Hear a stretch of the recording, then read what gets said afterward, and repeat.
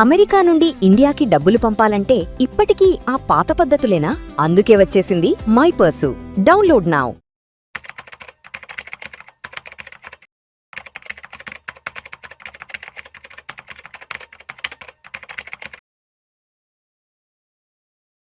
మాధవిరెడ్డి గారు నమస్తే అండి. నమస్తే. మాధవిరెడ్డి గారు, బంగారం వెండి ధరల పరిస్థితి ఏంటో అర్థం కావట్లేదు, బాగా వెనక్కి వెళ్ళిపోయింది. ఒక 6 to 7 months బ్యాక్ బంగారం వెండి ధరలు ఏ రేంజ్ లో విర్రవీగిపోయే చూసాం. ఏ ఇద్దరు మనుషులు ఎదురుపడ్డా కూడా బంగారం వెండి ధరల గురించి మాట్లాడుకునే వాళ్ళు, అప్పులు తెచ్చి కొనుక్కునే వాళ్ళు, రెస్టారెంట్ లో ఏ ఇద్దరు ఫ్రెండ్స్ కూర్చున్న ధర గురించి మాట్లాడుకునే వాళ్ళు, ఇంట్లో వైఫ్ అండ్ హస్బెండ్ కూర్చున్న 10 నిమిషాలు బంగారం వెండి ధరల గురించి. ఈ రోజు బంగారం వెండి ధరల గురించి మాట్లాడుకునే నాదుడే లేడు. చెప్పాలంటే అది అవుట్ ఆఫ్ సిలబస్ అన్నట్టుగా అయిపోయింది. షాప్స్ లో కూడా చాలా తగ్గిపోయింది. షాప్స్ లో కూడా తగ్గిపోయింది కాబట్టి సేల్స్ తగ్గాయని వాళ్ళు చెప్తున్నారు. ఎలా చూడాలి ఒక 6 months బ్యాక్ మార్కెట్ ని అండ్ ఇప్పుడు 6 months తర్వాత మార్కెట్ ని?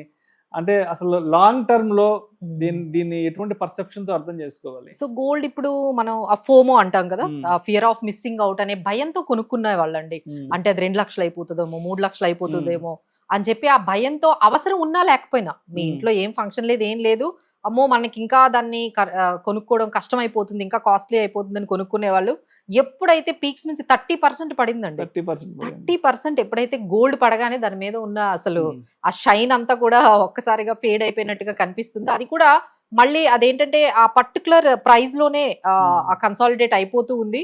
అలా అని చాలా మంది మమ్మల్ని అడుగుతున్నారు, మేడం 1 lakh అయిపోతుందా, 1 lakh అయిపోద్దని మమ్మల్ని కనిపించిన వాళ్ళందరూ 1,20,000 అయిపోతుంది అంటే అదేం లేదండి. Gold will be in this kind of ఈ కన్సాలిడేషన్ ఫేజ్ లోనే ఉంటుంది. 1,30,40 మాక్సిమం 1,45,000 ఈ 15,000-20,000 రేంజ్ లోనే గోల్డ్ అనేది కన్సాలిడేట్ అయిపోయింది. దానికి మనం చాలా రీజన్సే మనం చెప్పుకోవచ్చు. దట్ ఈస్ ఫెడ్ రేట్ ఇంట్రెస్ట్లు కానీ, లేకపోతే బాండ్ డీల్స్ పెరగడము, మిగతా అసెట్ క్లాసెస్ చాలా అట్రాక్టివ్ గా కనిపిస్తున్నాయి కదండి. సో దానికి మేము ఒక ఎగ్జాంపుల్ తో మీకు అర్థమయ్యేటట్టుగా ఎందుకు ఈ గోల్డ్ మీద ఇంత అంటే ఇన్వెస్ట్మెంట్ పరంగా అది ఎందుకు మంచిది కాదు లాంగ్ టర్మ్ గా. లాంగ్ టర్మ్ లో మనం చూసుకుంటే ఇప్పుడు అంతా కూడా షార్ట్ టర్మ్ లో చూసుకుంటున్నారు, మళ్ళీ వెళ్తున్నారు, మళ్ళీ వెనక్కి వచ్చేస్తున్నారు. బట్ లాంగ్ టర్మ్ గా మీరు ఈ ఎగ్జాంపుల్ విన్నారు అంటే you will get the clarity. So 2002 లో గోల్డ్ అనేది గ్రామ్ 500 ఉంటుందండి. సో 10 lakhs గానీ మీరు ఇన్వెస్ట్మెంట్ చేసినట్లయితే మీకు 2000 grams వచ్చేవి. 2000 గ్రాములు ఒక 20 years ముందు 10 లక్షలకి. సో ఈ రోజు 14,000 తో గానీ మల్టిప్లై చేసుకుంటే అది 2-3 crores మనకి దగ్గర అటు ఇటు ఫ్లక్చువేట్ అవుతుంది. సో ఇలా మనకి ఇంత అమౌంట్ వచ్చేది. సో అదే మీరు ఒక మ్యూచువల్ ఫండ్ ఎగ్జాంపుల్ నేను సుందరం మిడ్ క్యాప్ తీసుకుంటున్నానండి. సో అందులో మనం 2002 లో NAV 10 rupees లో కానీ మీరు ఇన్వెస్ట్ చేసినట్లయితే 10 lakhs గానీ ఇన్వెస్ట్ చేసినట్లయితే మీకు ఆల్మోస్ట్ 1 lakh యూనిట్స్ వచ్చేవి. ఆ 1 lakh యూనిట్ ఇప్పుడు యూనిట్ వాల్యూ అది కాస్త 1,400 ఉంది. సో మీకు ఒక 14 కోట్లు వచ్చేవి. అంటే ఎంత డిఫరెన్స్ చూడండి. ఇది 3 కోట్లు, అది 14 కోట్లు.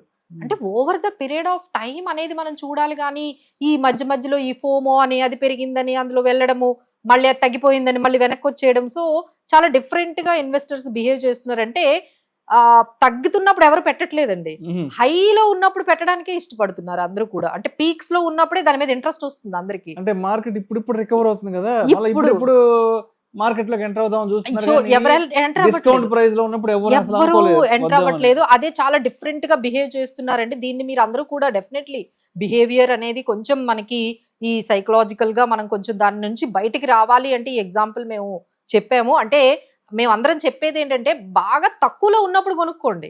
అది బంగారమైన ఈక్విటీ, ఇప్పుడు ఈక్విటీ మీకు తెలుసు కదా 26,000 నుంచి 24,000కి వచ్చేసింది. అంటే మనకి ఎంత ఒక ఆల్మోస్ట్ 9% 10% పడింది. బట్ ఎంత చెప్తున్నా ఎవరు కొంటలేదు. సాధారణంగా అంటే ఏ బిజినెస్ స్ట్రాటజీ అయినా తక్కువలో కొనుక్కోవాలి, ఎక్కువలో అమ్ముకోవడం. కానీ మనం చాలా రివర్స్. కానీ ఇక్కడ ఎందుకు రివర్స్ అయిపోతున్నారు? మార్కెట్ ఫాల్ లో ఉన్నప్పుడు ఇప్పుడు చూడండి, ఇప్పుడు చూడండి, ఇప్పుడు గోల్డ్ ఉంది, ఎవరైనా కొంటున్నారా? 30% పడిందంటే ఎవరు కొనట్లేదు. అంటే ఎంత డిఫరెంట్ గా ఆలోచిస్తున్నారు. ఇప్పుడు కూడా మేము చెప్తున్నాం 30% పడింది, గోల్డ్ లో ఏదైనా కావాలి అంటే ఒక కొంచెం పెట్టుకుంటూ వెళ్ళొచ్చు లాంగ్ టర్మ్ పర్స్పెక్టివ్ తో. బట్ ఏంటంటే మన వాళ్ళంతా అది పీక్స్ లో ఉన్నప్పుడే దాని మీద ఇంట్రెస్ట్ అనేది చూపిస్తున్నారు. అలానే ఇప్పుడు కూడా స్టాక్ మార్కెట్స్ ఇప్పటికీ మేము చెప్తూ ఉన్నాము, ఇప్పుడు చాలా వరకు మంచి స్టాక్స్ వాల్యుయేషన్స్ ఉన్నాయి, చాలా వరకు కరెక్ట్ అయింది, మంచి పొటెన్షియల్ ఉంది. But keep the perspective of ఒక లాంగ్ టర్మ్ పర్స్పెక్టివ్ గానీ మీరు పెట్టుకున్నట్లయితే డెఫినెట్లీ మీకు 12-13% అయితే వస్తుందండి. So this is the best example gold versus equity. సో మాధవరెడ్డి గారు, మరి ఎప్పటి నుంచో బంగారం కొనాలా వద్దా అన్న డైలమాలో ఉండే వాళ్ళకి మీరు ఒక్క మాటలో ఏం చెప్తారు? సో గోల్డ్ అనేది ఎప్పుడూ కూడా అంటే ఒక కొంత పర్సంటేజ్ మీ పోర్ట్ఫోలియోలో ఉండాలండి.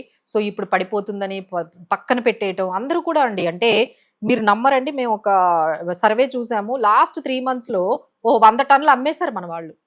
వెళ్ళి అందరూ గోల్డ్ షాపులకు వెళ్ళి వాళ్ళు ఆల్రెడీ ప్రాఫిట్ బుక్ చేసుకోవడం కానీ, లేకపోతే వాళ్ళ అవసరాల కోసం కానీ గోల్డ్ కంటిన్యూస్ గా కొనడం పక్కన పెడితే, ఇప్పుడు అందరూ కూడా రివర్స్ అన్నమాట. అందరూ కూడా దాన్ని తీసుకొని వెళ్ళి సెల్ చేయడం అనేది చేస్తూ ఉన్నారు. అలానే గోల్డ్ ఈటీఎఫ్స్ తగ్గిపోయాయి, సిల్వర్ ఈటీఎఫ్స్ ఇన్వెస్ట్మెంట్స్ తగ్గిపోయాయి. సో అందరూ కూడా ప్రాఫిట్స్ బుక్ చేసుకోవడము, సెల్లింగ్ లో ఉన్నారు, కానీ దాంట్లో ఎవరు కూడా ఇన్వెస్ట్ చేయట్లేదు. బట్ మేము చెప్పేది ఏంటంటే, ఇలా పడిపోతున్నప్పుడే మనం ఎవ్రీ టైమ్ మీరు లాంగ్ టర్మ్ పర్స్పెక్టివ్ తో ఒక పోర్ట్ఫోలియోకి హెడ్జింగ్ గా యూజ్ అవుతుంది కాబట్టి తప్పనిసరిగా మీరు గోల్డ్ లో అయితే వదిలిపెట్టేయకండి. మీరు స్టెప్ బై స్టెప్ అంటే ఎవ్రీ మంత్ 5,000 10,000 మీ పోర్ట్ఫోలియో మీ సేవింగ్స్ బట్టి ఒక 10% అయినా గోల్డ్ లో అయితే పెట్టుకుంటూ వెళ్ళండి. బట్ ఇమీడియట్ రిటర్న్స్ అయితే మీరు ఎక్స్పెక్ట్ చేయొద్దండి. ఎందుకంటే లాస్ట్ 20-30% వచ్చేటట్టుగా ఇక నెక్స్ట్ గోల్డ్ లో అంతంత రిటర్న్స్ అయితే ఎక్స్పెక్ట్ చేయకండి. లాంగ్ టర్మ్ గా పర్స్పెక్టివ్ లో ఒక 8% అలా మీరు మీ మోడరేట్ ఎక్స్పెక్టేషన్స్ ఉన్నట్లయితే గోల్డ్ లోకి అయితే ఎంటర్ అవ్వచ్చు. అండ్ రీసెంట్ గా సెంట్రల్ గవర్నమెంట్ కూడా ఏదో గోల్డ్ మానిటైజేషన్ స్కీమ్ కూడా ఒకటేదో తీసుకొచ్చారు కదా. సో ఈ గోల్డ్ మానిటైజేషన్ స్కీమ్ ఆల్రెడీ ఉన్నదండి. ఇప్పుడు దాన్ని revamp of gold monetization scheme అనేది తెచ్చారు. అసలు గోల్డ్ మానిటైజేషన్ స్కీమ్ అంటే మీ దగ్గర అంటే ఇండియాలో 30,000 టన్నులు ఉన్నాయండి.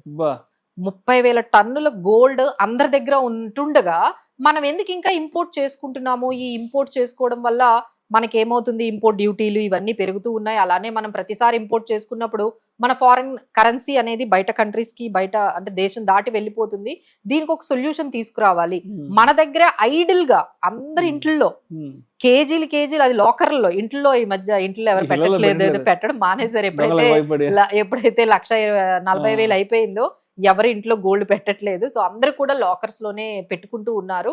సో దానివల్ల అది ఐడిల్ గా లాకర్స్ లో ఉంది. దాన్ని ఎలా బయటకు తీసుకురావాలి అనేది మళ్ళీ గోల్డ్ మానిటైజేషన్ రీవ్యాంప్ స్కీమ్ తీసుకొస్తున్నారండి. మేబీ 1-2 months లో మీరు అది చూస్తారు సెంట్రల్ గవర్నమెంట్ నుంచి. ఈసారి ఏంటంటే దాని మీద అట్రాక్టివ్ ఇంట్రెస్ట్ ఇస్తారు. ఇప్పుడు మీరు మీ గోల్డ్ ఇలా మాకు ఇవ్వండి, మీకు ఒక 5% ఇస్తానంటే మీరు ఇస్తారు. అంతే కదా. ఐడిల్ గా ఉండే బదులు మీకు 5% వస్తుంది, 6% వస్తుంది అంటే ఇస్తారు కదా. సో అలా మేబీ ఫ్యూచర్ లో మేబీ ఒక 1-2 months లో ఈ స్కీమ్ గురించి డీటెయిల్స్ ఉంటాయండి. లాస్ట్ టైం ఏదైతే గోల్డ్ మానిటైజేషన్ స్కీమ్ పెట్టారో అది కొంచెం ఫెయిల్ అయింది.